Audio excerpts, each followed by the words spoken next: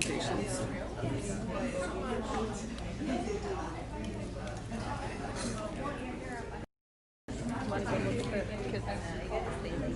Oh, it's a room. Shame, shame. I'm not wearing a mask, but I'm sorry. Much. Now what?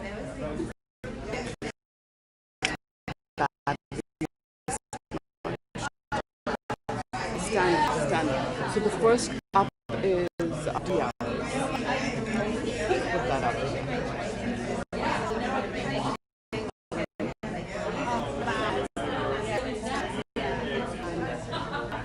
So I have to use this here when I say my bit. To do the hours.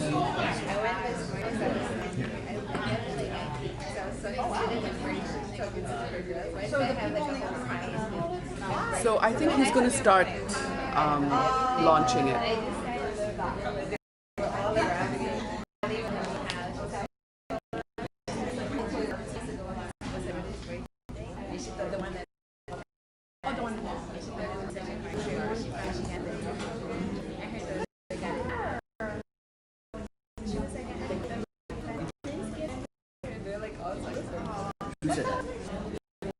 Okay, everyone, we're going to start somewhat of what we used to do traditionally as an unofficial graduation, but it's not unofficial graduation this year. Just like a lot of things are not traditional this year, this isn't either. So what I'd like to do is do for the brother and sister in terms of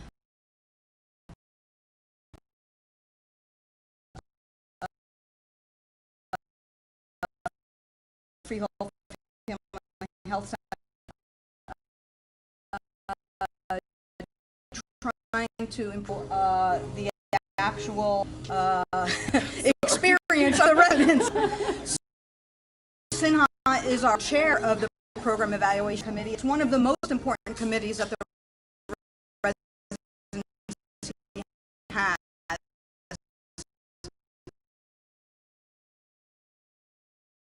Program evaluation.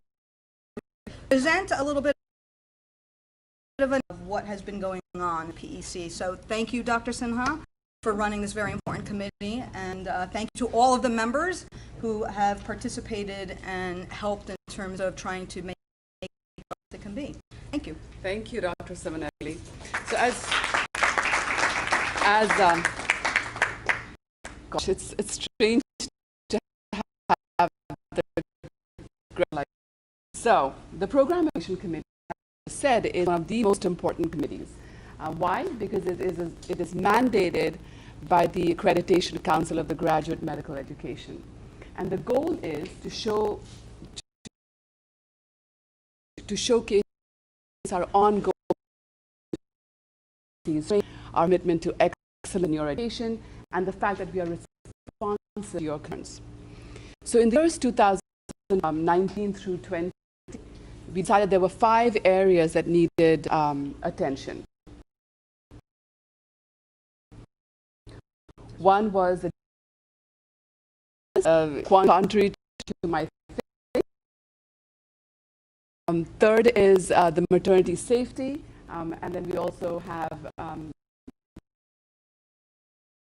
the geriatric. We'll talk a little bit about that. And the last bit was the precepting and EMR, which Dr. Abdelkader led. So just as by way of possible accreditation by the ACGME. And this legacy we have to uphold. So I really want to thank the BC for the hard work they do, and especially acknowledge the outgoing members. Doctors.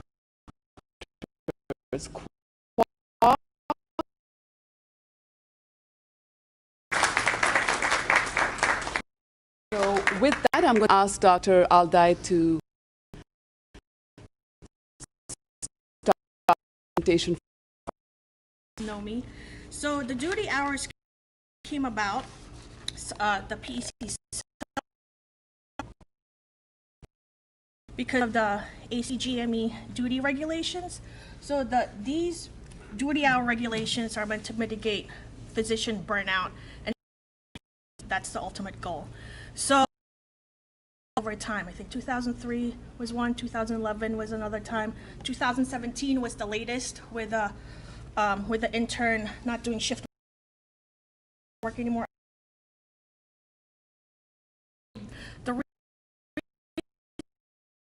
That focuses on basically on the residents as well. Clinical and educational work, this is where duty hours is actually under the umbrella of. So this is the result from 2018, 2019. So as you can see, I don't know if you can see the arrow. Nope, you can't see the arrow. So as you can see, so but there's that means usually the national mean. So this is the results. See, there are different aspects of duty hours that you guys know when you answer it. It's what, 10 minutes to answer?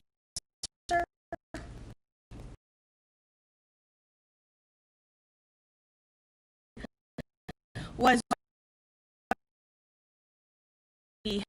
what were we below it?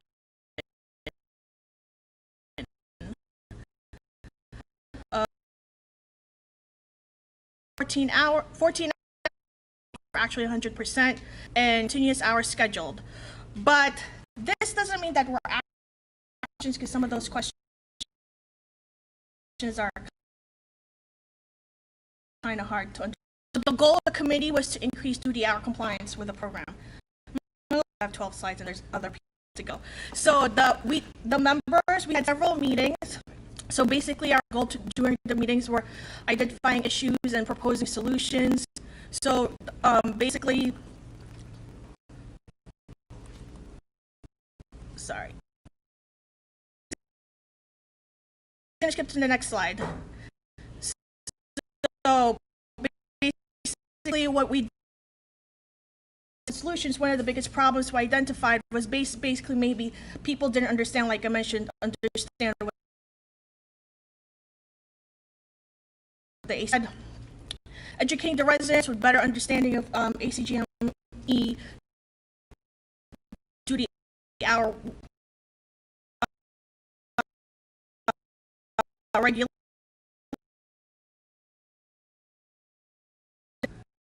ACGM duty hours. So I think there were 8 questions. So I had 100% response rate, which is thank you for everyone for responding, even people who were on vacation. I remember, I think Nicole, she was on vacation.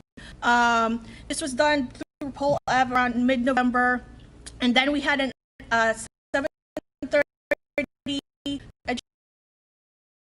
November as well. We did PowerPoint. So basically, duty subcommittee member did a presentation. Then I did a post-test survey, which was a 10-item question added to. They were basically the same questions, but 2 more questions, and also 100% response rate. So as you can see, this analysis, it wasn't bad. So the light blue is the pre-test, the dark blue is the post-test. So 2 of the lowest scoring questions were in the pre-test was about the 14 hours after 24-hour in-house call, and also 8 hours off, the same. The grade about 14 hours off after 24-hour in-house call.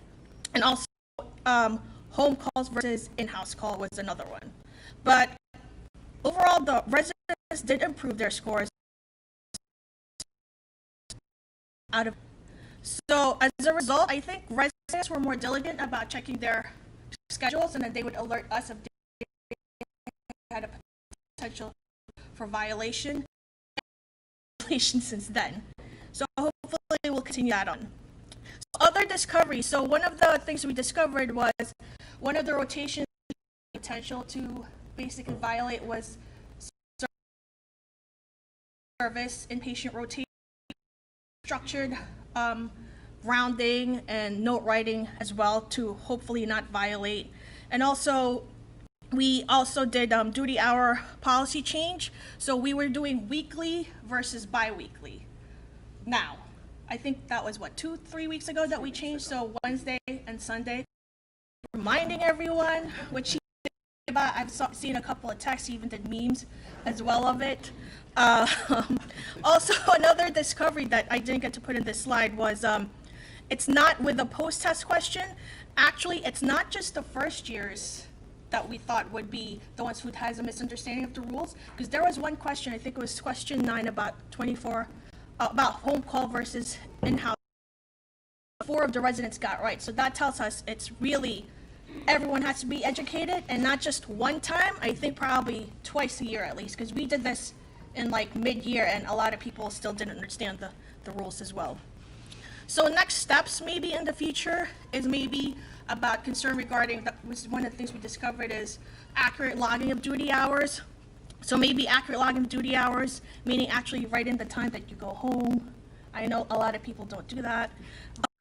Identify further potential violations, because that's the reason why we ask you to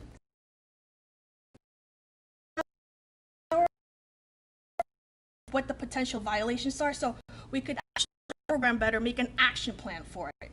So hopefully maybe in the future we could do that as an action plan.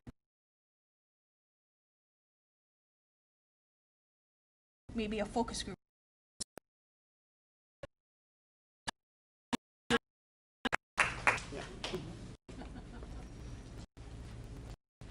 So Dr. Hamad was the chair of the Increasing EMR2 subcommittee.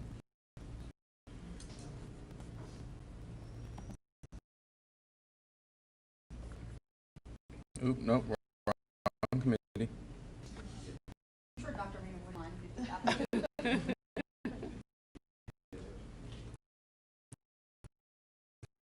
We could trade roles.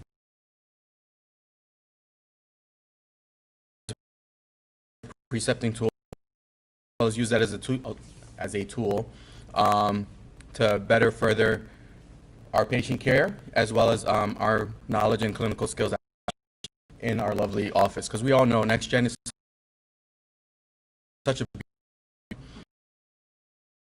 really adore it. So the whole point of this was to actually develop an EMR tool so that this way we can gauge how much we know. Previously, in the years before, we used to have a lot of NextGen refresher courses. We've kind of moved away from that. But when we did that, we unfortunately lost a lot of our skills in NextGen. So the whole point is to actually see and educate ourselves into how much of NextGen are we actually utilizing, and where can we use and fine-tune our. So currently there is a limitation with educational opportunities using the EMR tool.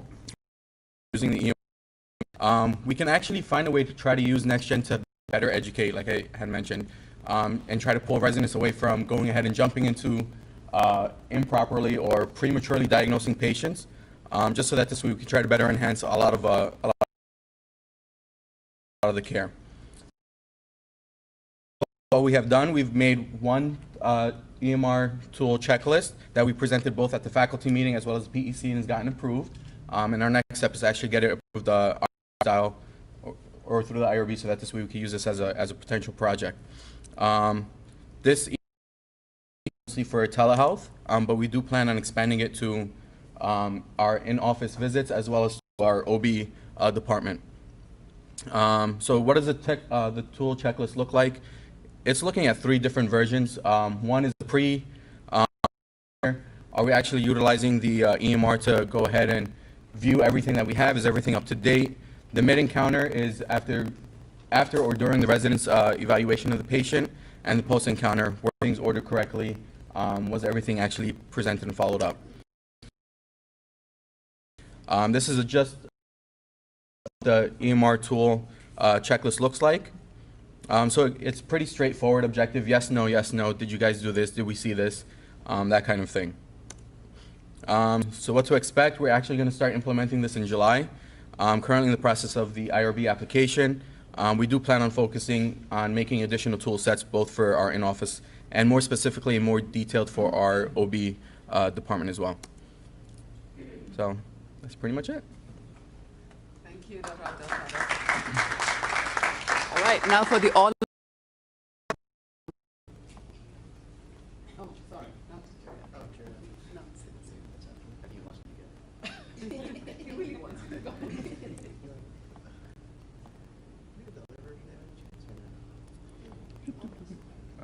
No, not loaded.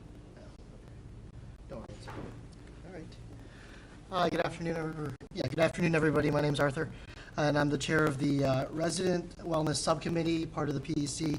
The subcommittee members included Dr. Kumar, Dr. Chu, Dr. Gurwal, Dr. Shah, Dr. Assenstein, Dr. Kim, and we're advised by Dr. Sinha and Dr. Cloud.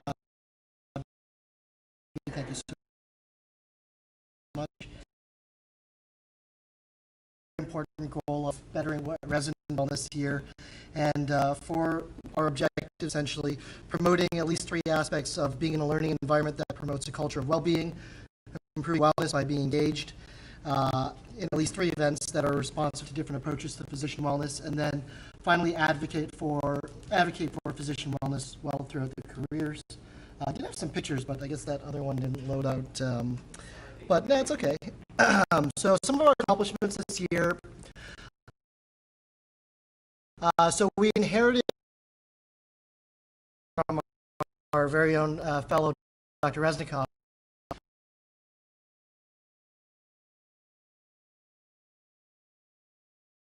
the mantle. Essentially monthly events to almost like a culture change, essentially. I think that towards the end of the year, I think because of COVID, resident wellness take a little bit of a backseat, but we learned a lot, and we did have a lot of fun, did do a lot of events. We tried to highlight various different aspects of wellness, including physical, emotional, spiritual.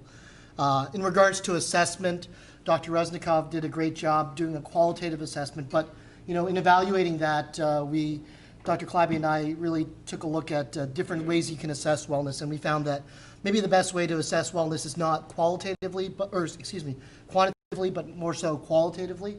So that's something that we did with regards to our mid-year qualitative assessment. And with this assessment, we did find that the root of the issue was essentially the amount of time that the residents were spending doing, work at home, work on their notes, and this sort of thing.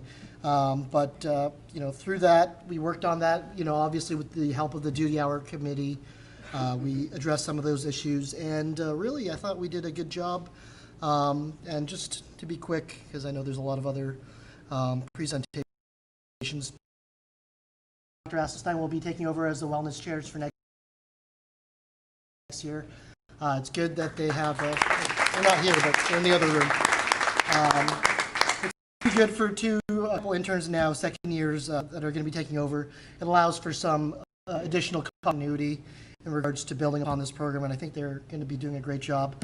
And then finally, one of the things I did propose now, because the wellness program is a subcommittee of the PEC, and we understand how important wellness is, I was going to propose that we, next year, that we make this a separate entity and more of a permanent aspect of the program, as opposed to just a subcommittee. Okay?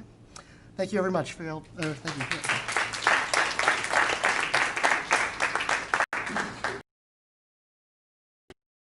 Raymond, you're next.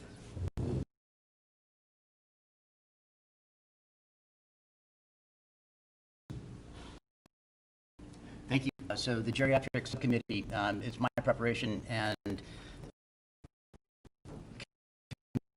committee members were Dr. Resnikov, Dr. Aldai, and myself. 2 years, and our focus is on fellow recruitment and as well as board passage rate. This review of how we're 5 years. So despite not filling every year, we're ahead of the national average. I'm happy to report that the last 5 passage rate, there have been fellows who, graduated, that have graduated in the past, though, that have chosen not to take the exam, that take our overall average down to about 83% passage overall. Nevertheless, very acceptable. We were looking for solutions over the last couple of years on how to best manage this. Bear with me.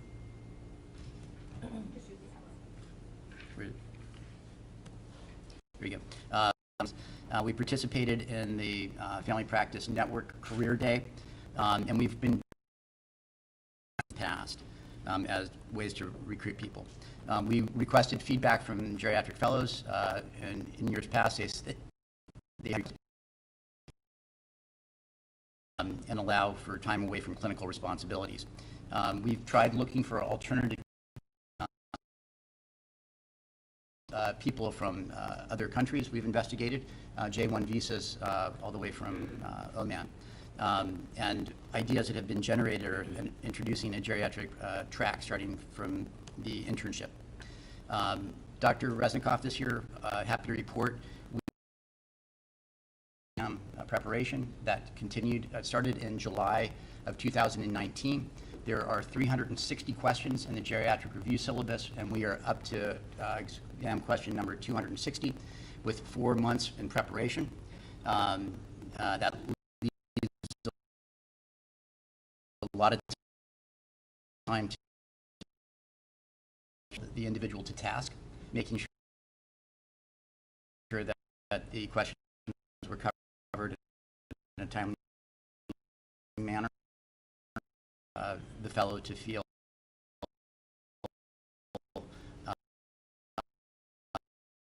like they'll will.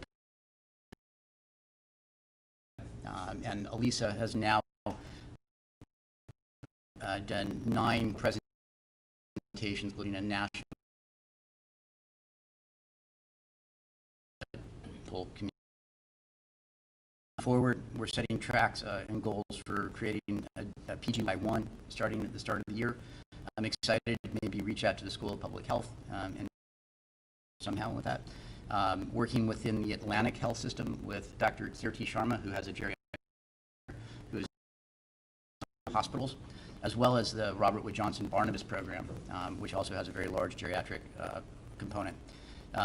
We will continue to collaborate with the Department of Medicine, which is different than New Brunswick, who also has 3 geriatricians as we speak. These are the new ideas.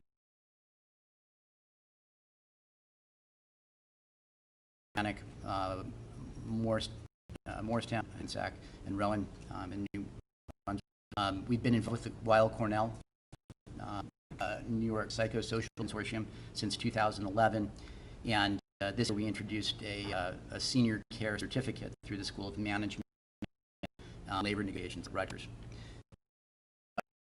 That's where we stand for the geriatric. Thank you. All right, and real quickly, we'll go over the last one, which is the Maternity Safety Subcommittee.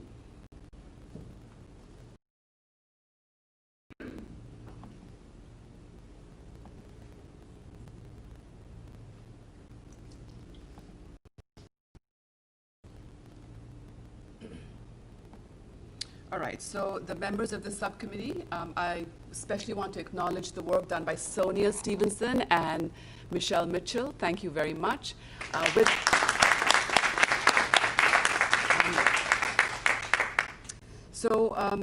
Trying in medicine, change, and this has been an experiment in how we deal with change in association with patient safety.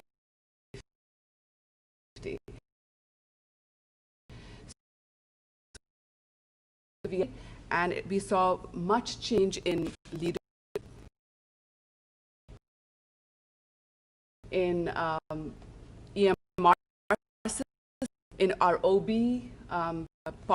patient population, I would say, did not really change. But what happened was that we began to see more high-risk patients because the lower-risk patients went to the other sites. So that changed a little bit. And then we had our maternal fetal medicine also transiting, so last 1 year. Now, how do you deal with that? So the Agency of Healthcare Reform and Quality has come up, they have many tools, and they do this innovative work on patient safety, change culture over, and which is a lofty goal. But that was the attempt. What allows us to use other tools like our analysis system and using team steps, which we've also incorporated. So all safety essentially is local. In essence, bad stuff happens in the L&D or in the office, but everyone has a hand in the pot.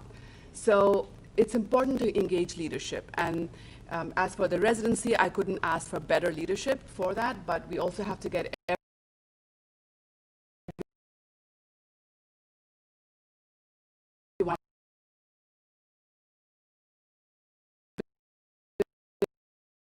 with it some, and that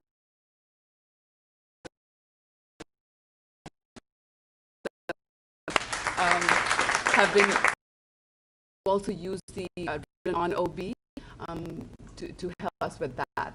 And we invited all stakeholders in between. So we had Heather come in, issues, had Mary,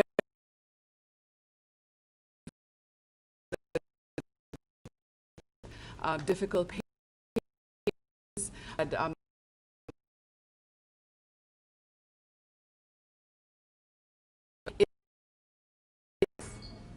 we had, so first things first, we had to have like common sense stuff. We had to have an accurate database. So for that, we used, trying to run what makes for an accurate. I think different people precept these patients. We want to make sure we're all on the same page. We all document in the same way. The lab and referral tracking system has to be not just everyone ordering things in the same manner, but us tracking it in the same manner, and then things getting back in the chart in the same manner. So a lot of different pieces to it. Which T has been very helpful. The check-in, check-out process. I want to shout out to you. So what did we actually in terms of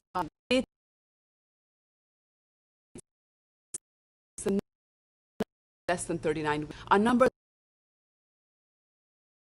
do not schedule them before 39 weeks. The only problem is if our dating is not inaccurate, and that has not happened this past year.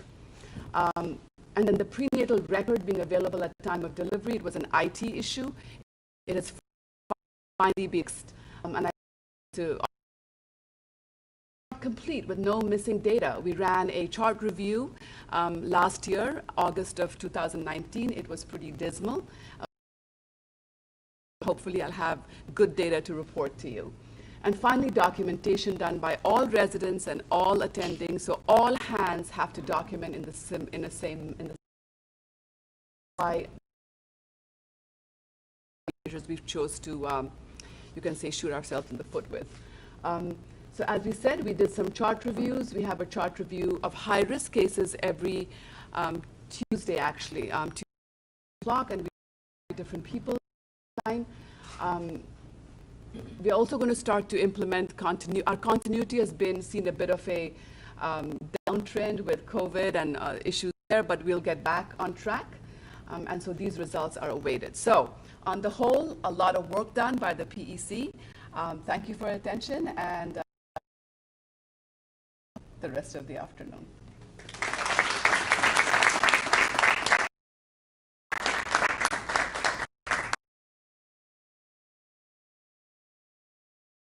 Presentation. We're actually going to go outside and take some more pictures with the faculty and the graduates. Served now or later? I don't even know. So if you want to hang around and eat a little bit more, or in the courtyard, okay? And then that's when our guests virtually will have them.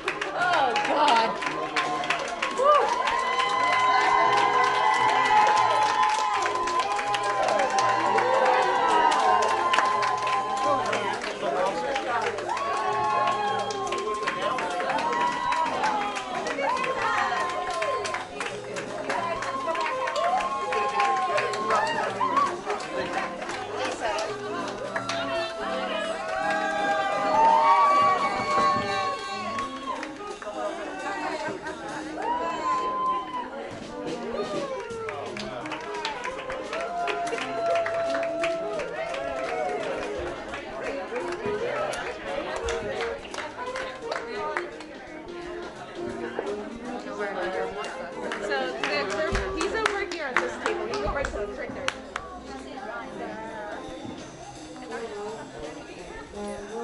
Look at you.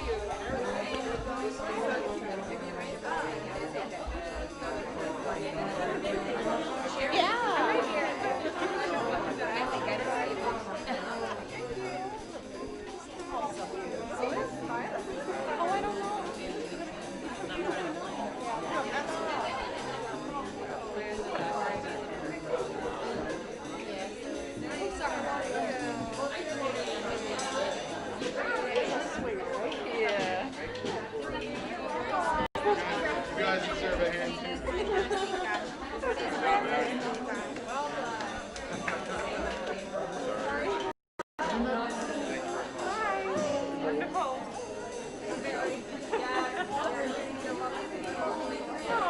Thomas J.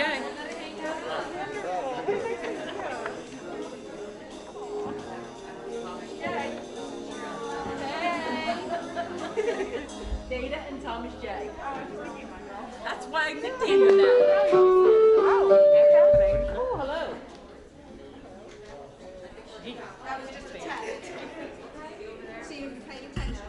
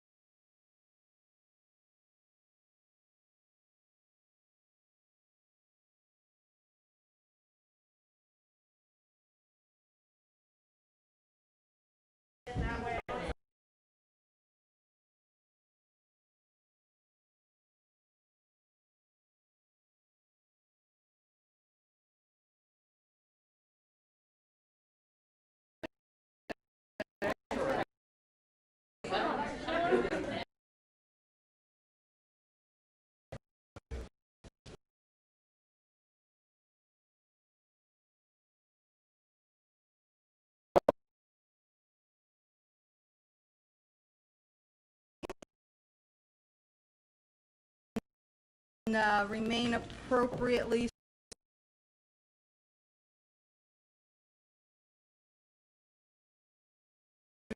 I think known Dr. Maria Sinelli, the program director for our Rutgers Residency here at CentraState.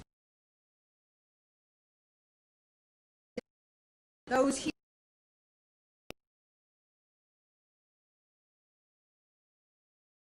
in their offices or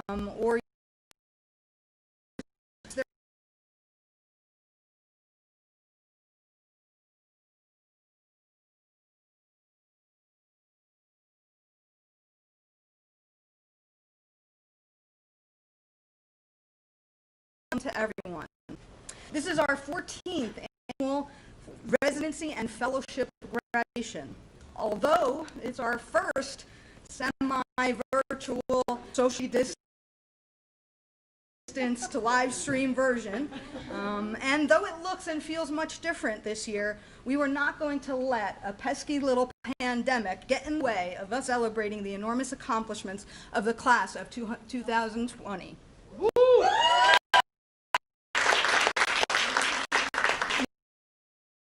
Very much to celebrate. The pandemic dropped before you, an unprecedented, historic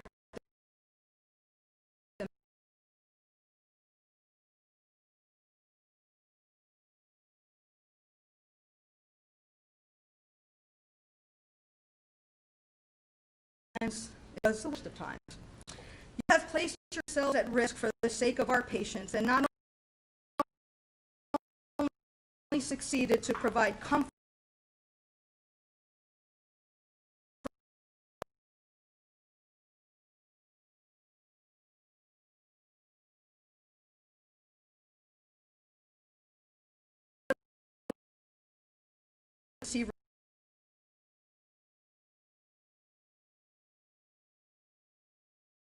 mentor and teach your junior residents.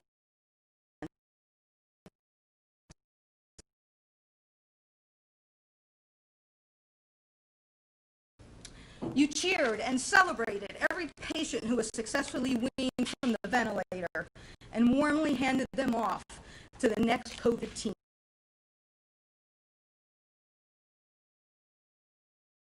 To Rutgers declaring us as a stage 3 emergency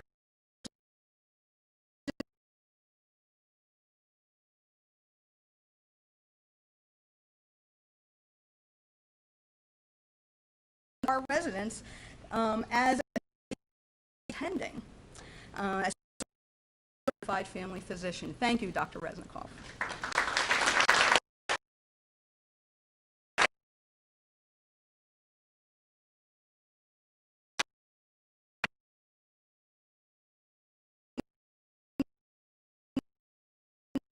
Now even visits over the telehealth visit with our patients, and now it's just second nature. I know I speak not only for myself, but for all the faculty and our medical, administrative, nursing, and support staff to say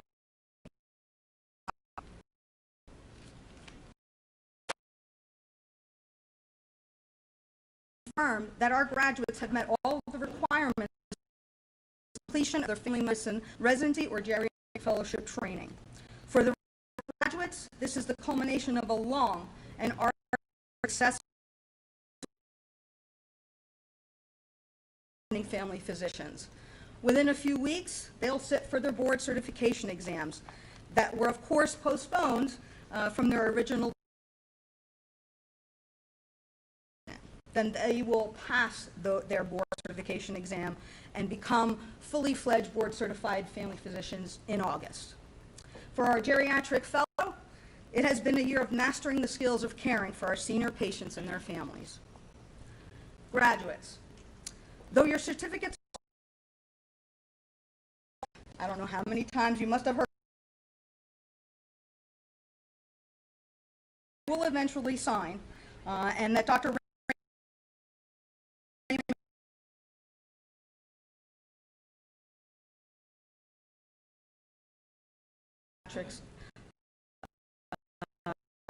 Geriatricians who can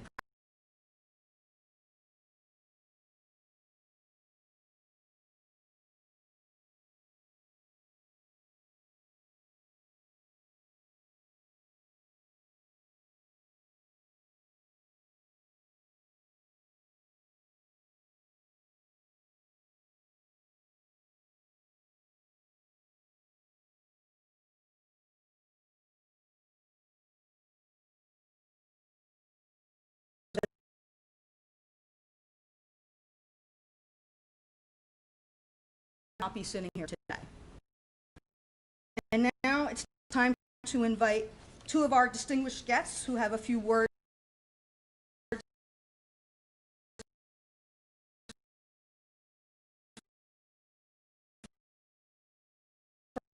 for our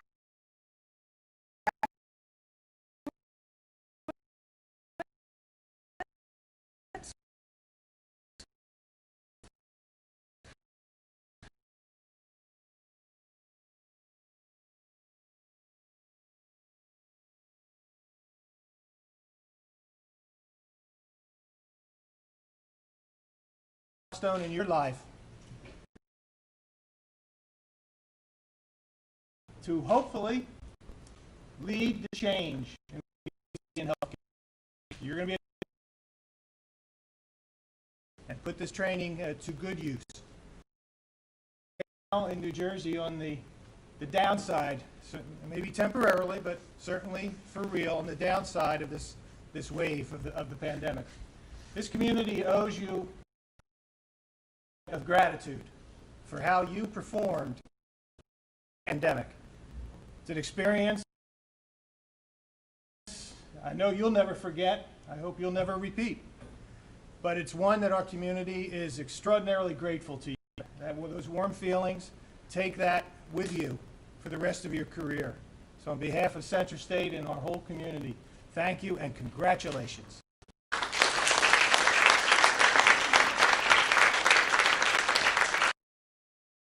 Thank you, Mr. Ribbon.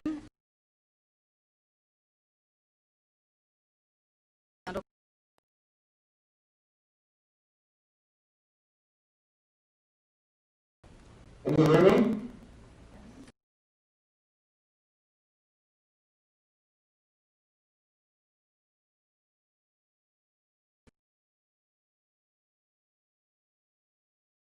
To our grad family physician often means interest work as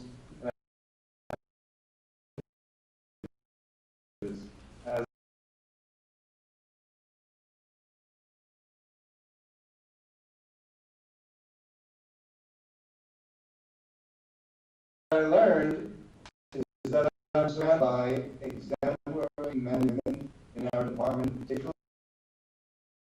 you graduates who have been willing to quite literally put yourselves at risk for the benefit.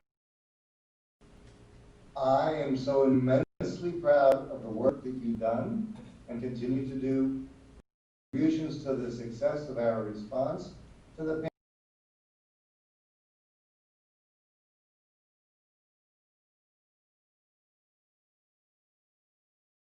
Time of crisis.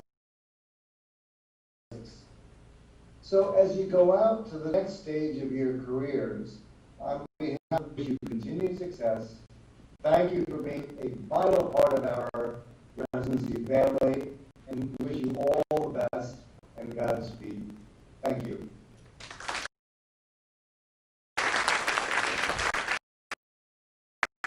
Thank you, Dr. Talia.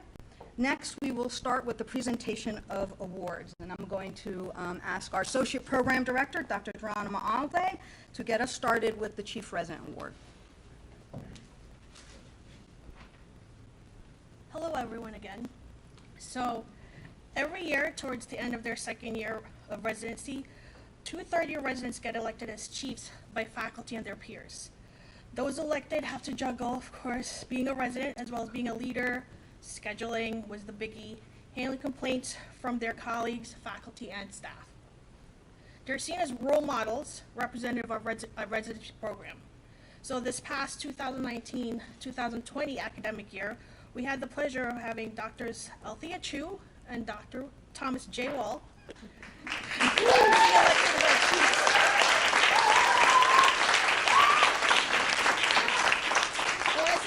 Thank you for your services, and to show our gratitude, please accept these rocking chairs.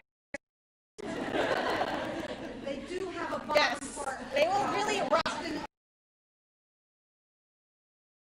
They've been traditioned from our program, so we all have them. You can put them in your study, your bedroom, or when you feed. You gotta sit in it. Yes. Oh, Oh, it's well, kind of wait a low. minute. I'll be a, Are you gonna be you able? gonna be able to pick it up? It's very low. Gemma, get me a picture. Oh.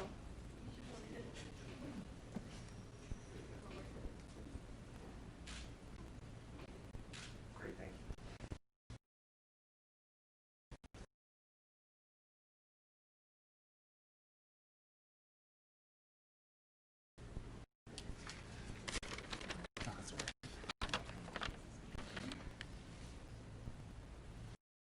Okay, so my co-chief and I would like to start with awards to faculty for their immeasurable service.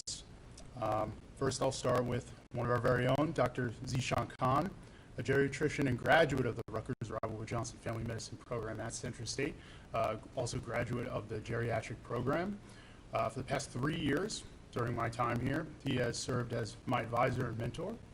He is an active member of our faculty and exceptional advocate for our patients.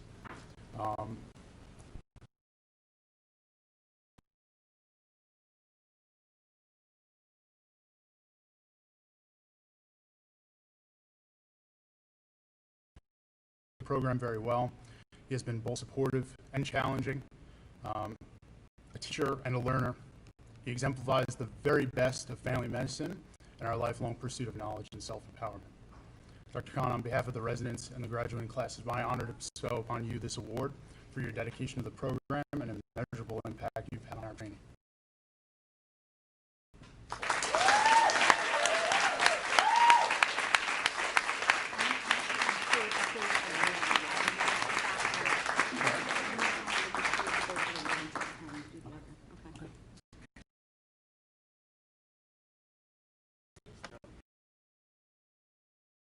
That's all.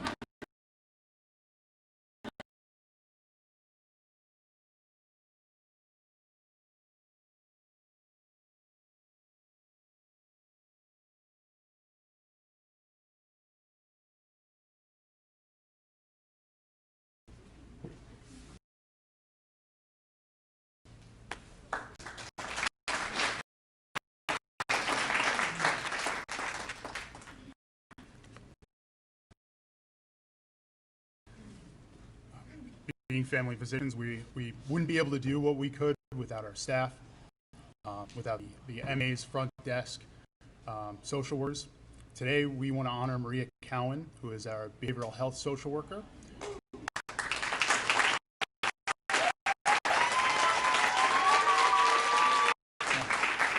She has quickly become a cornerstone in our care of patients with mental illness, always warm and inviting. It's no wonder she's able to provide a high level of support and assistance. Appreciate her sincerity, work ethic, and charm during our time working with her. She's helped our patients in the office and helped us get to know our patients a little bit better. Use our ears and our hearts. Thank you.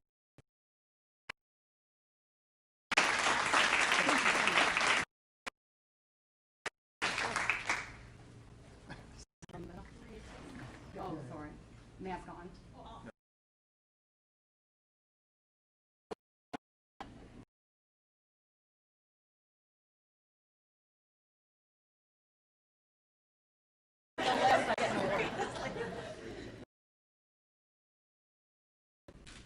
Thank you so much. Thank you.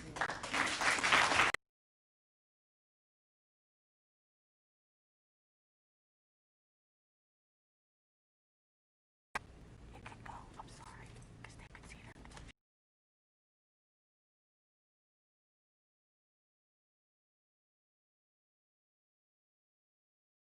And to select a volunteer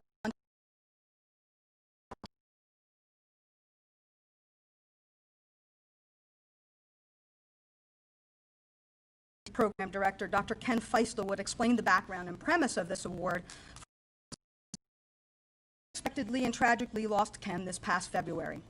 Dr. Feistel's death was a tremendous loss for family medicine. He had a tremendous impact on many of us, and his legacy will live on with this residency. So the Govil Award, named after Dr. Prabhat Govil, one of Dr. Feistel's personal friends, but also a talented surgeon here at CentraState. He was a staunch supporter of family medicine and this residency since its inception. It's a small world because I actually did my residency program training up in New Brunswick at our sister program with Dr. Govil's son, Niraj. And so Dr. Prabhat Govil was obviously very fond of family medicine.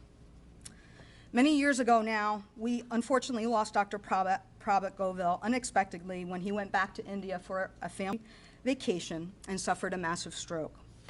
We continue to honor his memory and the legacy of his teaching contributions with this award. So the Chiefs will announce the winner for this year.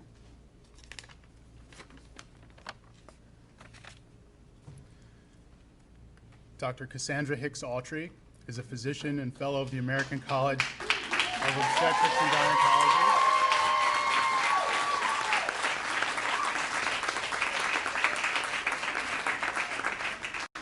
She has been practicing in Monmouth for 3 years. She's been a key figure in our practice and our education for the care of our new and expectant mothers. A powerhouse in her field, she's nevertheless been always approachable and a kind faculty member, dedicating many hours to our training and competence. From coordination of care to high anxiety medical emergencies, Dr. Autry shows us the standard of excellence, compassion, and nerve. A keen physician and businesswoman, Dr. Autry is a role model for us all, personally and professionally. It's my honor to bestow upon you the Govil Award for your dedication to our program.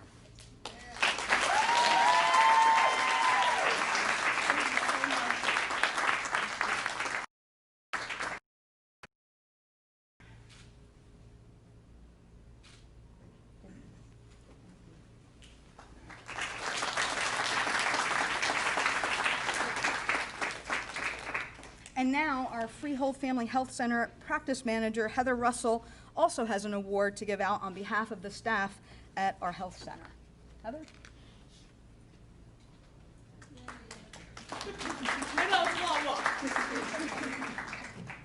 Thank you. So, this is a person who is a team player, professional, and respectful to patients, families,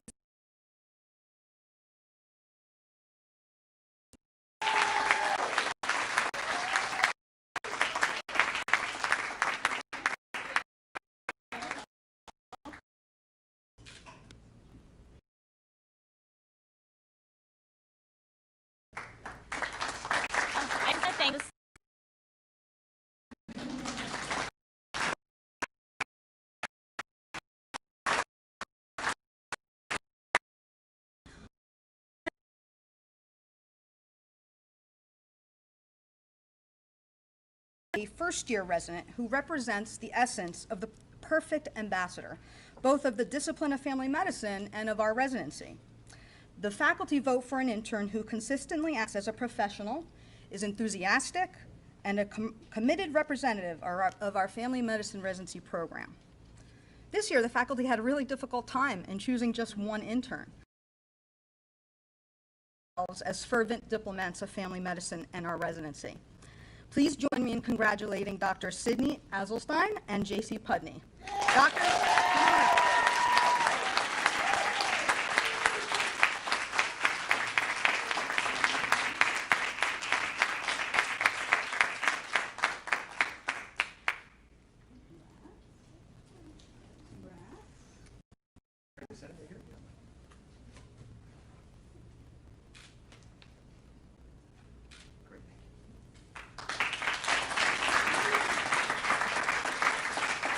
and now Dr. Alday will come back up to present the next award. Hello again.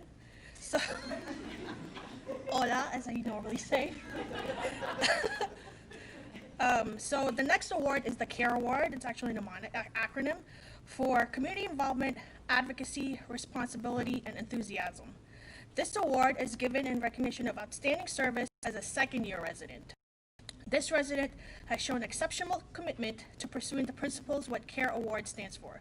So this year, I have the honor of presenting this award to Dr. Kevin Lee.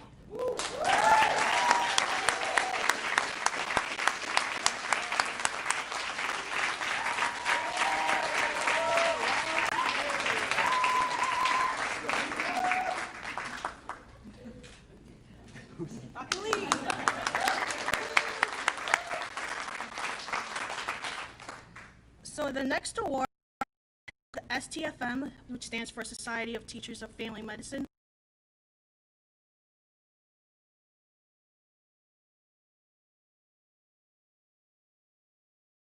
Participated in patient education initiatives and consistently gives quality presentation.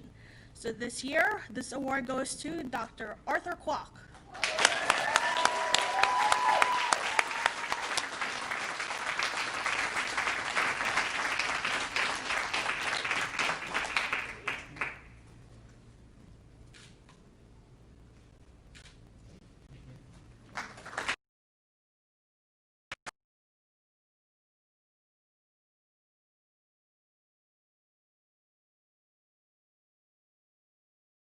So this is presented to a graduating third-year resident in recognition of remarkable display of consideration and compassion for the patient population. So this year I have the honor of presenting this award, Dr. Thomas Wall.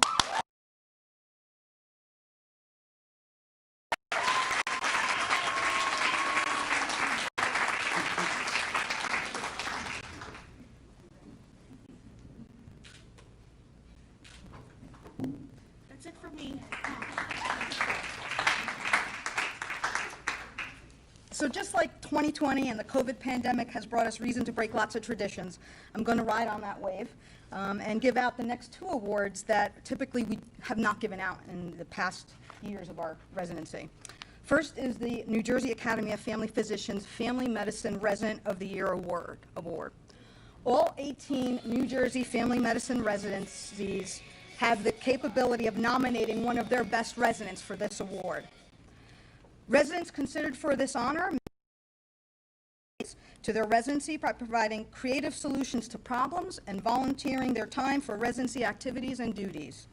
Nominees must demonstrate leadership, work effectively as team physicians, show support to co-residents, and be respected by peers and educators.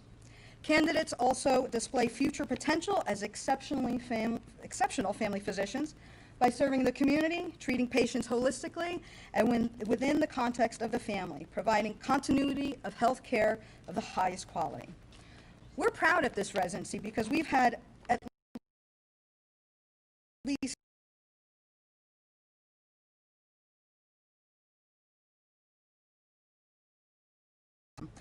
first resident of the year we ever had was Dr. Geronimo Alde from our first graduating class in 2007. Second was our very own Don, also a former graduate. He won in 2016. And last year, Dr. Resnikoff, our geriatric fellow, won. So 2 years in a row. Up until this year, though, the awardee would have been celebrated at the New Jersey Academy of Family Physicians annual President's Gala in Atlantic City. That happens every June. But alas, again, that did not happen because of the pandemic. So let's give a big round of applause to our very own Thomas J. Wall for being resident of the year.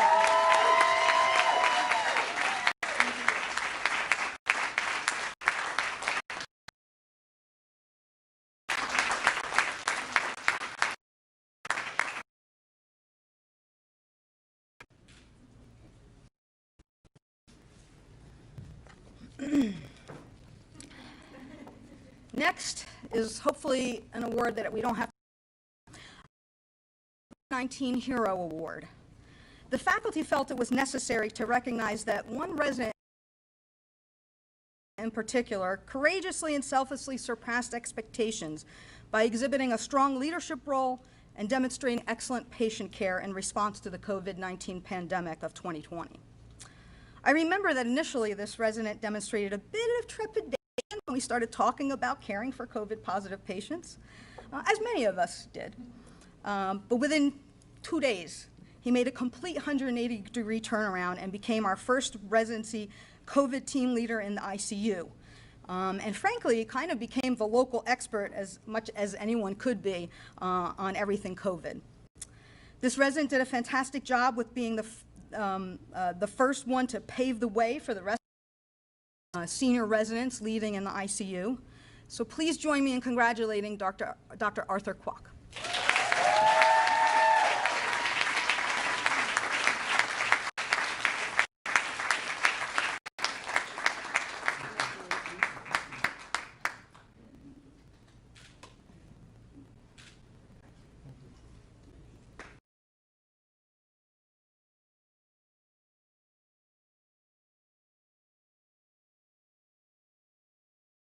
prestigious Future of Family Medicine Award.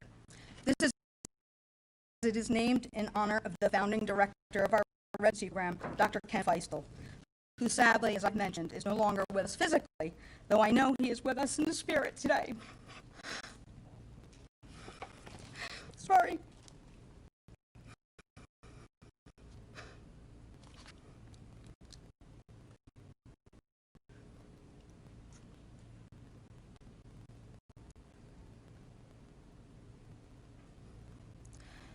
The Kenneth W. Feistel Future of Family Medicine Award is presented to the graduate resident who most exemplifies the qualities of the outstanding family physician for whom it is named. This resident demonstrates the utmost compassionate, comprehensive, high-quality care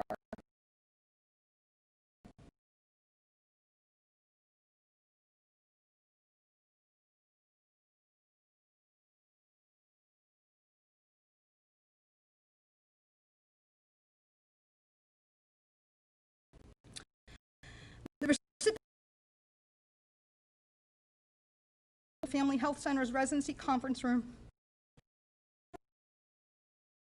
Of this honor to this plaque.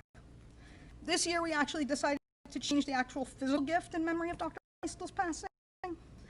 He always admired the Yadro physician statue.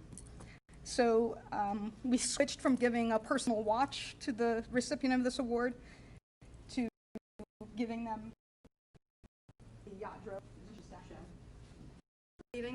Dr. Althea Chu.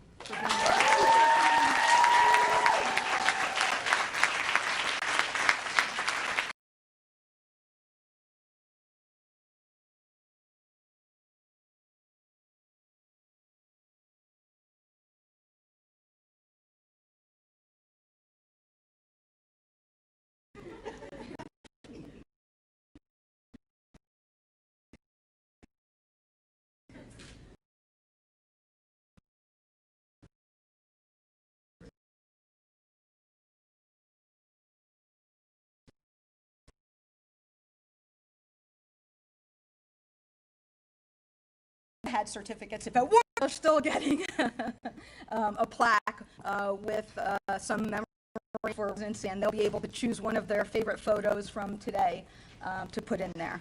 So we can proceed with the certificates, and I'll ask for the advisors to come up for this. Our graduates get to have a faculty advisor assigned to them in their internship year. And advisors are really important.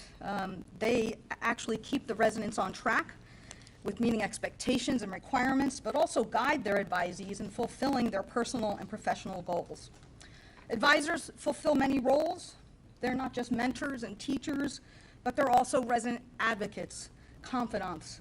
And by the point that they reach now, today, they also become colleagues and even friends.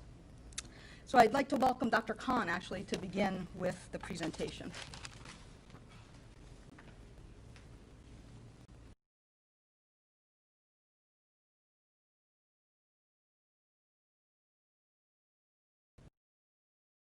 Right after I just finished crying, after Dr. Simonelli finished giving her speech. It's my great pleasure to introduce to you guys Dr. Chu as one of our graduates. There's so many reasons why I'm proud of Dr. Chu, and I could go on all afternoon, as you guys would know, but would beg me not to do.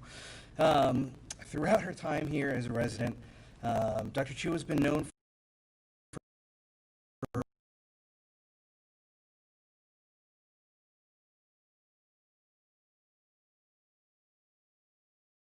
overall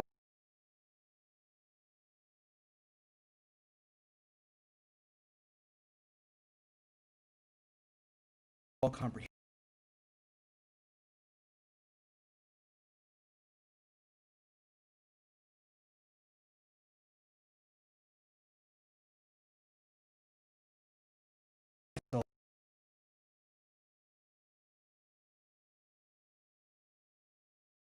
Join an ambulatory practice will continue to lead and be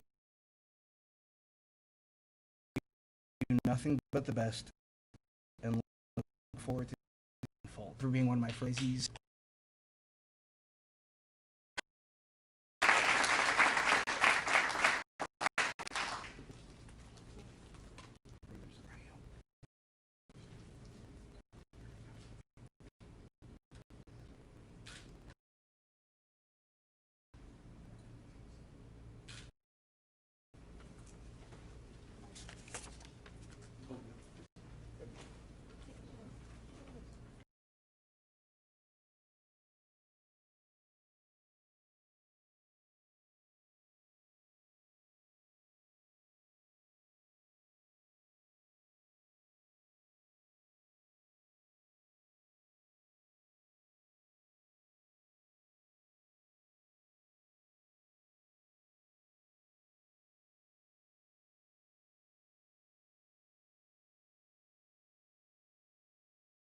years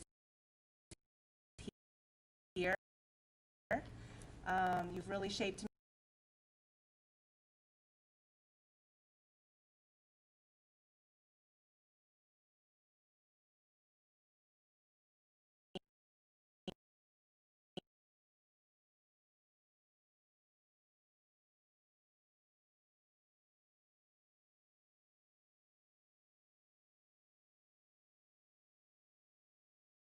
reach out to me.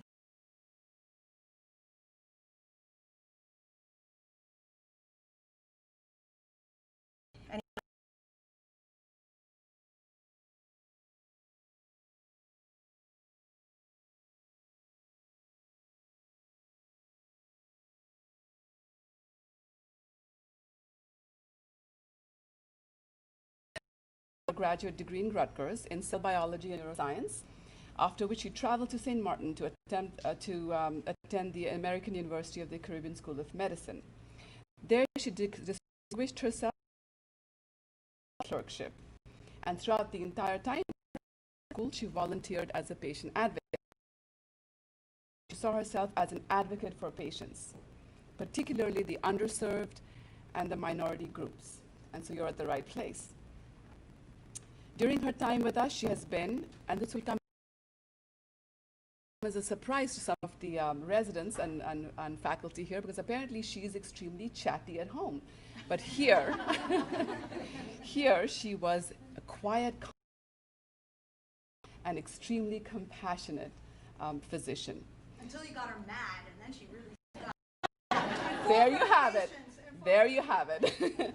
So a consummate team player, as exemplified by the award that Heather just gave out to you. Adept in managing complex and dynamic patient and family encounters, as well as very supportive peers. Many moons ago, when I was looking through your application, and this is I'm coding this actually. She wrote,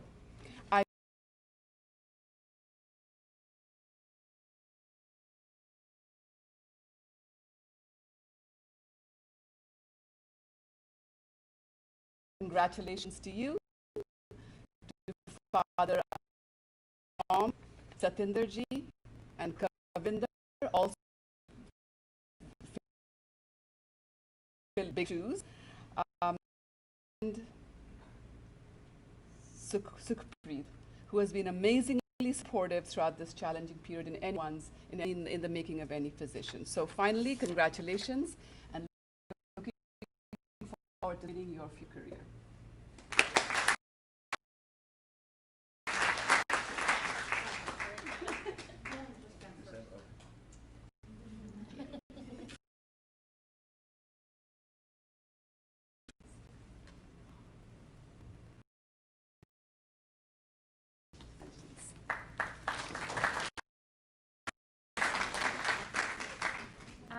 Hi, sorry.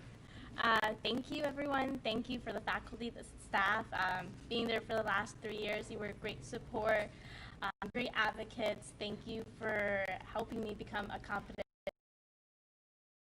doctor.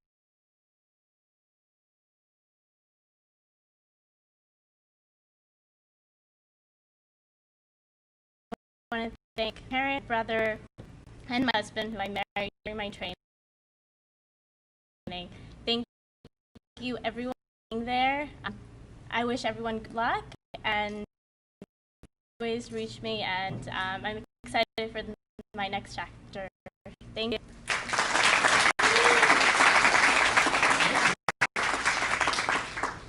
Next up is Dr. Sherry Kumar. Dr. Kumar, comment up here, please.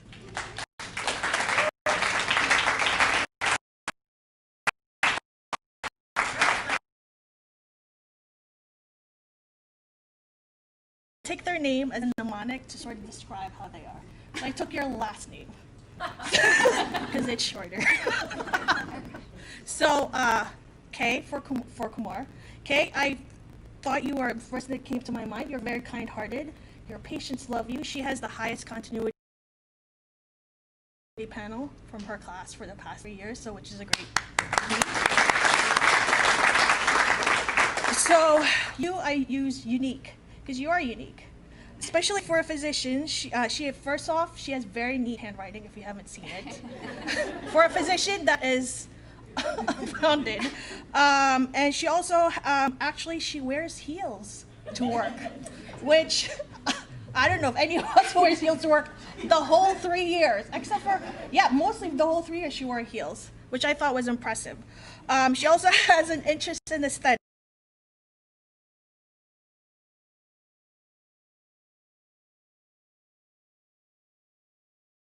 In North Jersey, the ladies look up. She'll be practicing up north. For Kumar, I think you are articulate and mindful. So provide quality patients, and your plans are very comprehensive and thought out. So I don't have to worry about you when I'm precepting you. And when you're on call, I know things will be taken care of. A is for being ambitious. I mean, the schooling that you had to go through to get here. Because she did her undergrad in Rutgers, New Brunswick. She got a BA in psychology with minor in biological sciences. She went to med school at Ross University and 3 years of family medicine. So now she'll be an exemplary family physician. R is for ravishing. I mean, come on, look at her.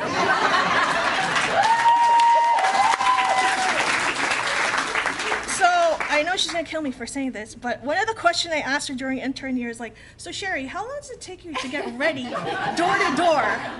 An hour. I think that's impressive. It takes me like that as much time and sweating, trying to putting on false lashes, and she gets ready in an hour.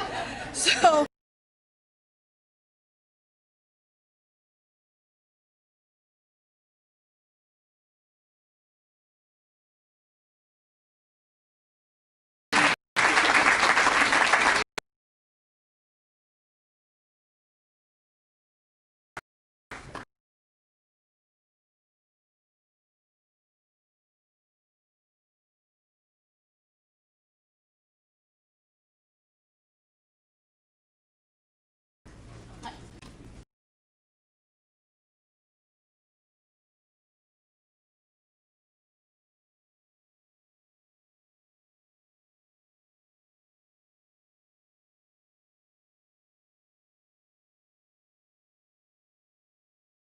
The staff at the FFHC,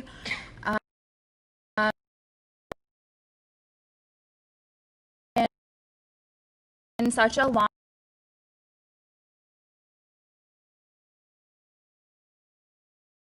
journey.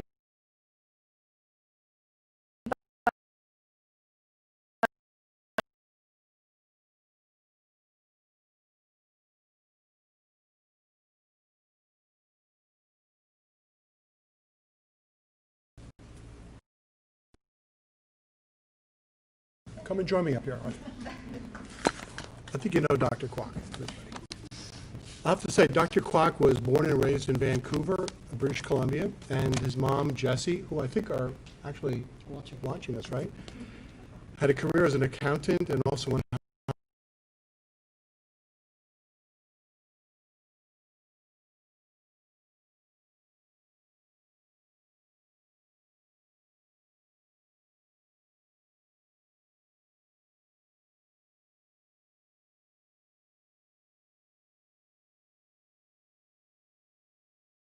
the family. Arthur from Western University in biology, and he there studying breast cancer. Next off to Grenada, receiving his MD from St. George's University. A skilled clinician, Dr. Kwok has always been a bit of an academic as well. Before residency, he had already published 2 papers and presented a paper as well. As a resident, Dr. Kwok also presented a peer-reviewed lecture seminar at an international conference in Toronto. We all know, I think, Dr. Kwok as a warmly enthusiastic and compassionate gentleman. In fact, he won the CARE Award that was given Dr. Lee earlier in his residency.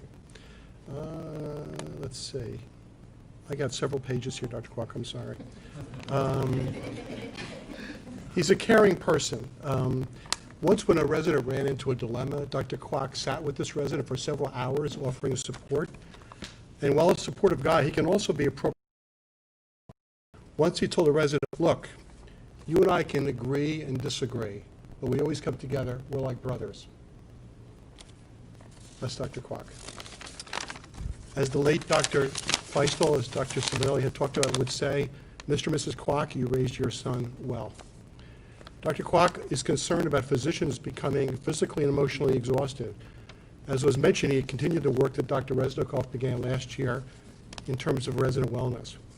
On a similar note, it's no secret that resident physicians can run into glitches as they pursue their complicated, pressured schedules. And occasionally they may not get exactly to where they need to be on time or submit their administrative paperwork on time. So to discuss such matters and help them get better, we have a residency council. This gives the resident an opportunity to talk with Dr. Aldai and fellow residents and faculty what's going on and ways that can help. So why do I bring this up? Dr. Kwok has been the chair of that particular residency council. That's not an easy thing to chair. Some of the discussions are nice, but they can be awkward given the circumstances. And Dr. Kwok has to do this story, let everybody speak. It has to be honest, and he has to deal with his own faculty that also evaluate him as well. I've been to several of these meetings, which, by the way, occur at 7:30 in the morning in the hospital, okay? These awkward discussions. And Dr. Kwok handles them with compassion, honesty, and directness. So I really salute him for that. As a Chinese Canadian, Dr. Kwok has a world view, which is what I've talked to Dr. Kwok about. But he's also dealt with some suspicion and bias. That's important. Dr. Kwok once told me on a return from Canada, he was dealt with some level of suspicion about the Chinese epidemic. How ironic in that Dr. Kwok won the award for COVID-19, and of course providing the critical care that was described, of course without regard to anyone's ethnicity.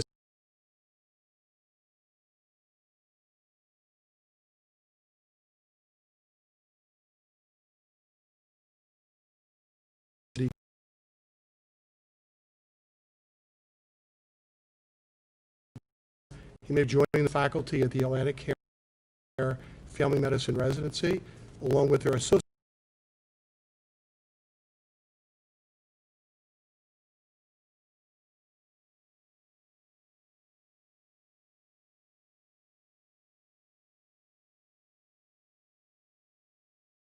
director.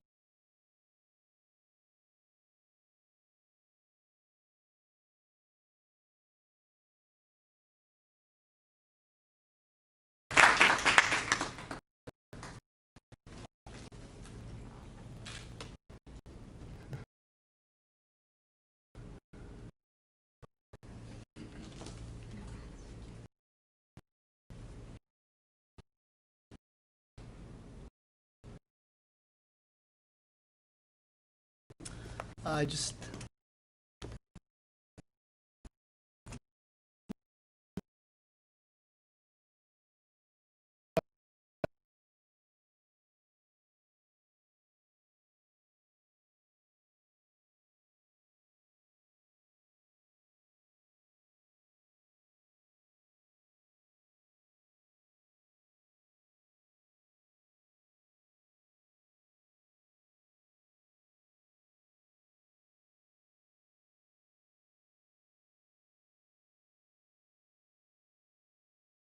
Sean Sussman. Sean, please.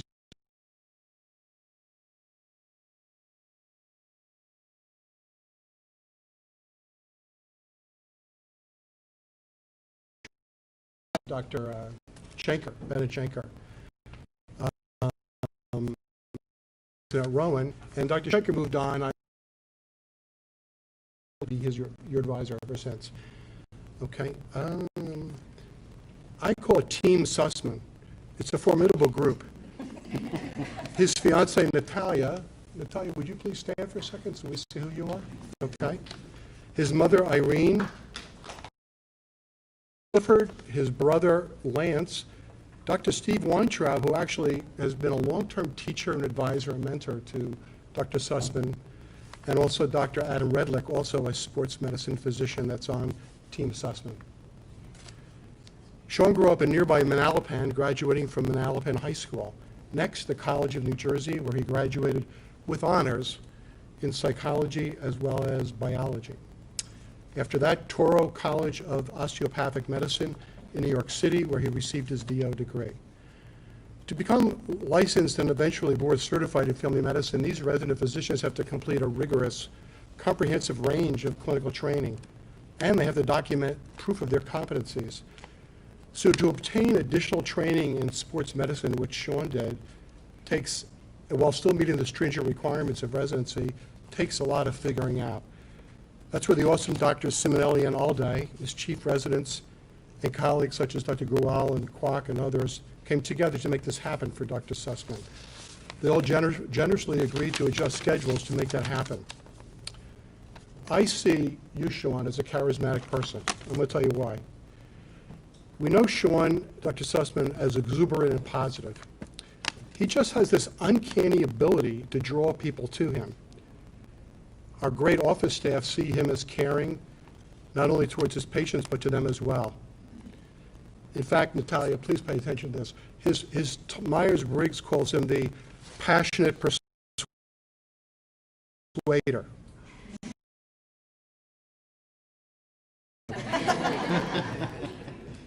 Dr. Sussman provides the full range of family medicine services. His undergraduate double majors in bio and psychology serve his patients well.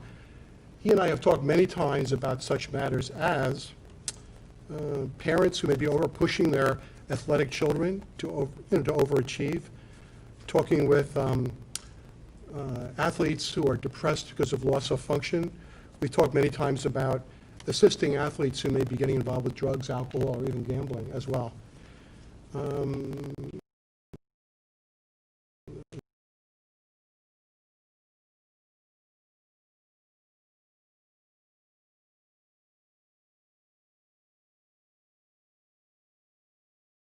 Or maybe the weekend warrior who gets injured running a 5K in a charity event.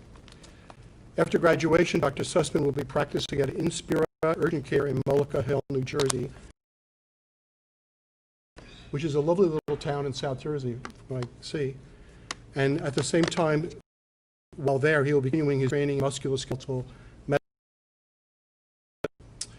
And then he will be applying to pursue a one-year sports medicine fellowship, and we expect he'll be successful in that domain. Dr. Sussman will continue his commitment to the families of New Jersey by practicing in our state.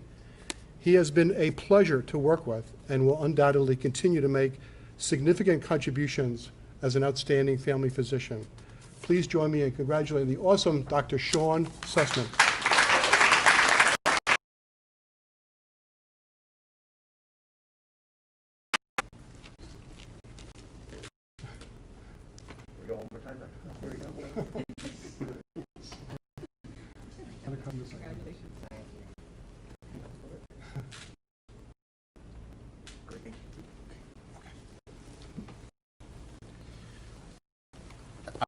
I wanted to thank everybody for making this possible.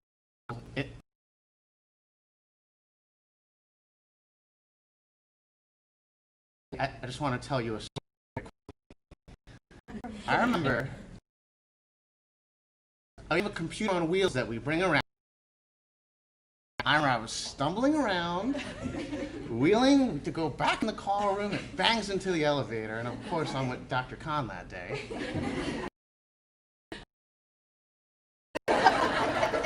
Which probably rings true in some regard or another. I'm excited about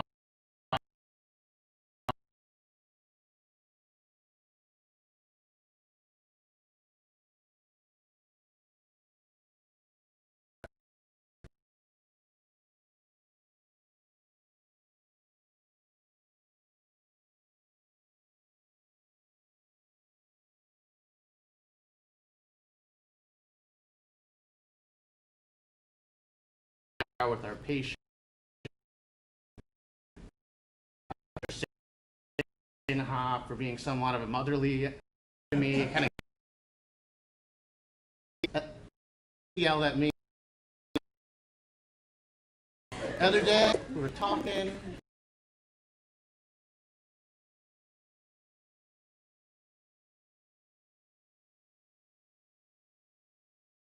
And back as a third-year medical student, knew my anatomy just a little bit better. And I studied and I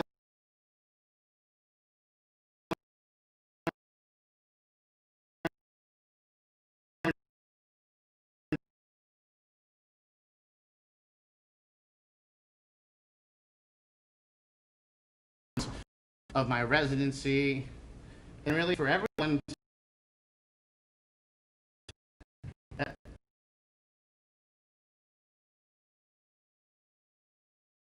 The office staff, to the assistant, to the nurses, GY3 class as well, for always being there for me. It was very hard to navigate this year. But I love all you guys, and I just know that if I stay focused and I stay on my path, I heard somewhere that if you stay in the barbershop long enough, that you will get a haircut, and you will do what you want to do. Residents who would like to do what they want to do, just stay focused and stay on your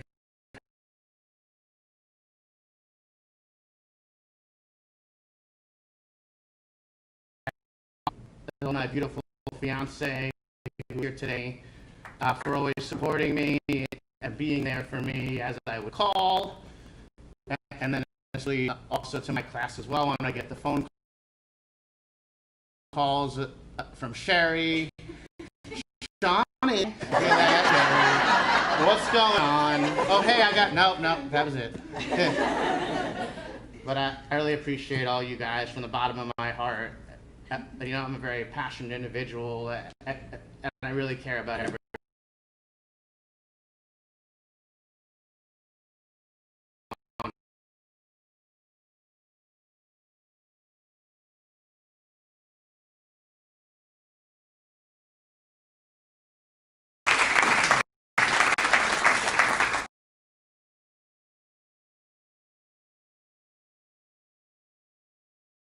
Dr. Resnick, can you come on up? Is this? Oh, I'm sorry. That's how it is. Please. Go ahead, Doc.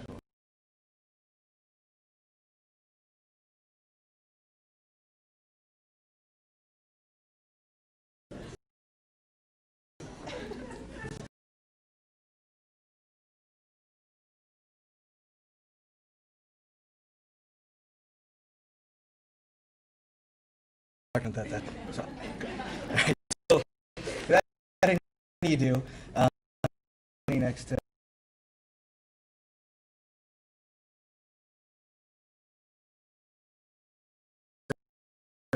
with the New Jersey Academy of Family culminated with him being awarded.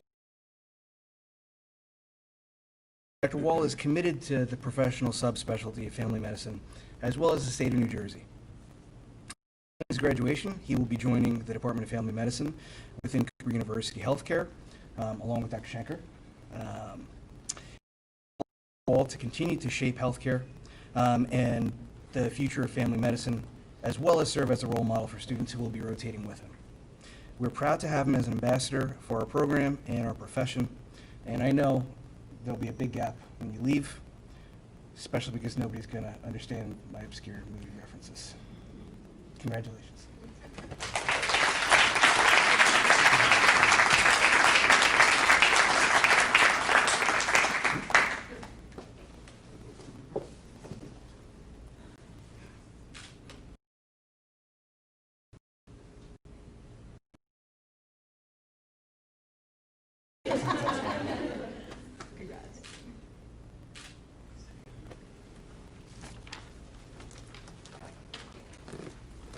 I look forward to the day where we don't feel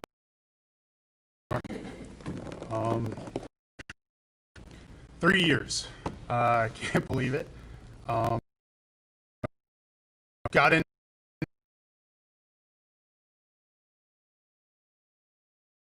near, medicine a diamond salesman, worked in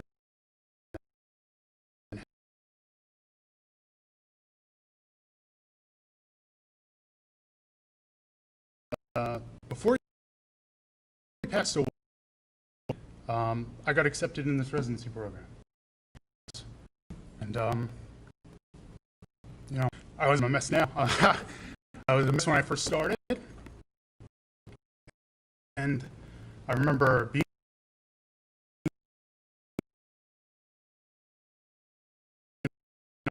in office with Dr. Schenker, and I had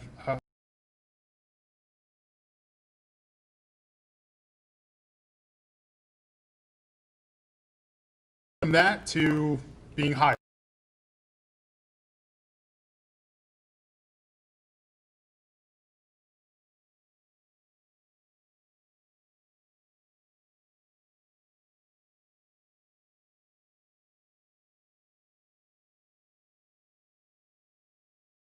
Office, the Family Medicine Center, really helped me get from, you know, being a scared resident intern to where I am now, and I'm just eternally grateful for that.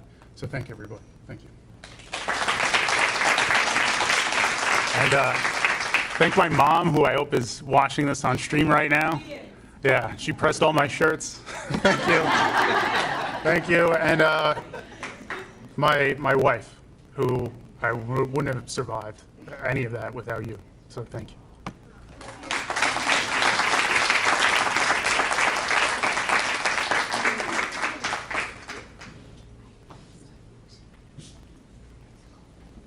And Dr. Reznikov, can you come on up, please?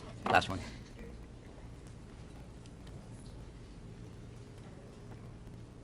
So last person to present today, and Dr. Reznikov, I think, is well known to our program. She's our geriatric fellow for 2020. She came to us from the residency program here, and last year she was the family practice resident of the year in New Jersey as well.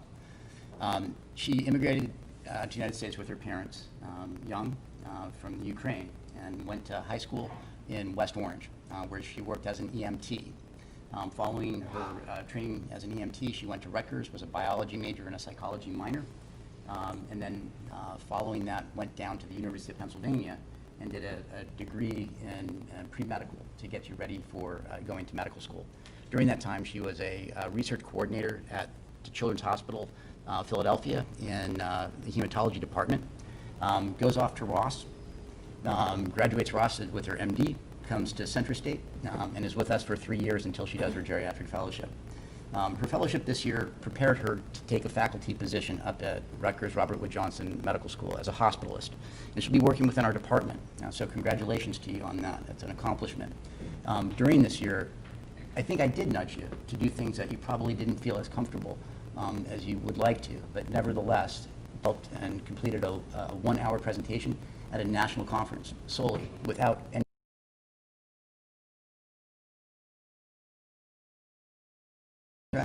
as well as 4 community presentations. As we get you ready to go off into to be a real faculty, your patients love you, you have a remarkable following, you're compassionate, thorough, comprehensive, and I think you will truly make a contribution to our department. And I'm glad to present you as our geriatric fellow for this year.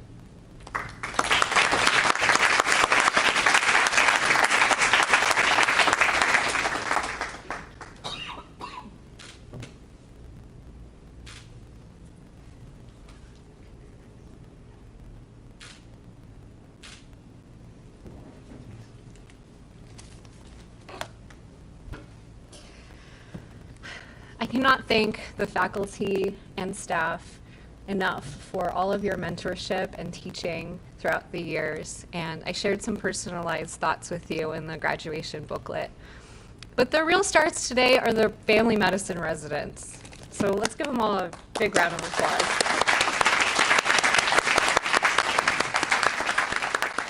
During a particularly extraordinary time, each of you has stepped up to the plate and demonstrated leadership through your actions. And I cannot be prouder of you to see you become such resilient, selfless, competent, and ready family physicians ready to take on the world. So good luck on the next steps of your journey.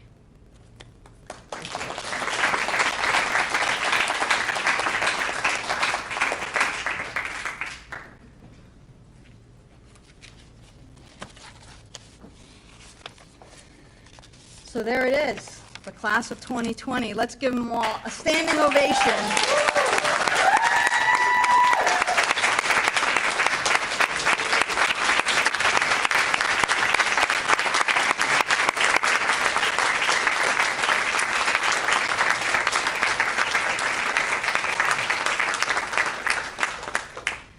So graduates, I always like to end by inviting you back.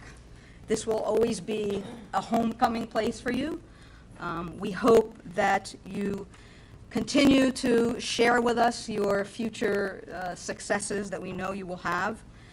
We hope that you might even consider coming back and teaching our residents, for giving us some lectures or lessons for our remaining and future residents.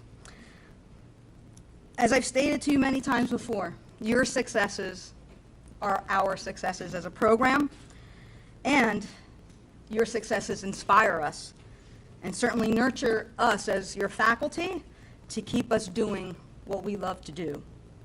You are the legacy of this fine program, and you will always be honored and welcomed back here. Before we end, I do want to also acknowledge some Herculean efforts by our program coordinator, Christine Easton.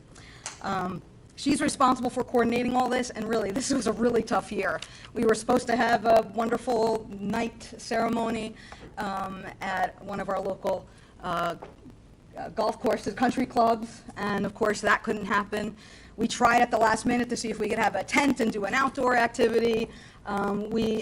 She investigated a lot of different alternatives, but this happened to be the best one we could do, and actually, I think it's quite cozy and makes us all feel like a family. So thank you, heartfelt thank you.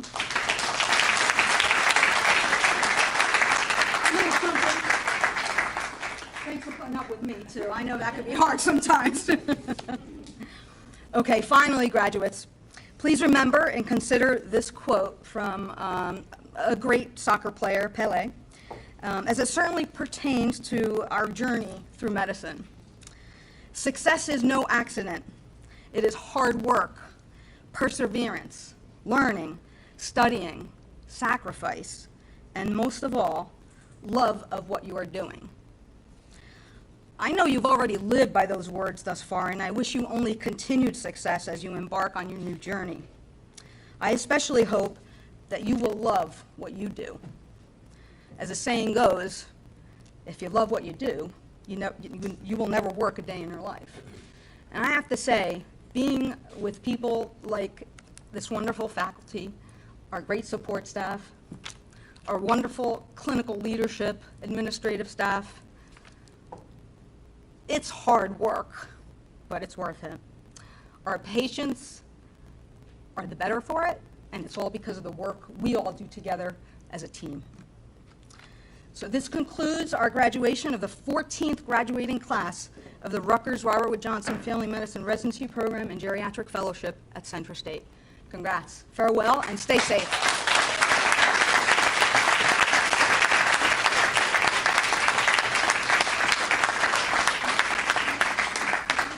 There's still a lot of food. There's dessert out, so please hang around.